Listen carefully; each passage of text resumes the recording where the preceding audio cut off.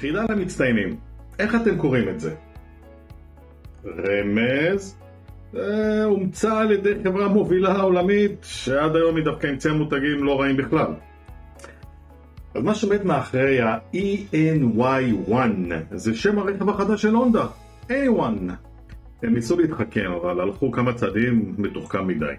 קבלו טיפ של ספץ? איך לבחור לעסק שלכם שם מותג ולהישאר בחיים. כי מה שאתם צריכים שהשם מותג שלכם יכלול רמיזה לתוכן המוצר או השירות, שיזהו את הקשר, אפילו סמוי לכם. שם המותג יכול לרמוז על תכונה מרכזית של המוצר או השירות. צריך שיהיה קל לבטא אותו, בלי גמגום, לזהות ולהכיר אותו, ולא פחות חשוב, שיהיה גם קל לזכור אותו. איך עושים את זה? עדיף שהשם יהיה קצר, להיות ייחודי, שונה מהאחרים בסביבה שלכם. הדגש בעסקים קטנים שאתם לרוב, העסק כולו עליכם, מומלץ שאתם תהיו בפרונט. לכן ענו על שתי השאלות הבאות: מי מתאים לעסק, למוצר שלכם?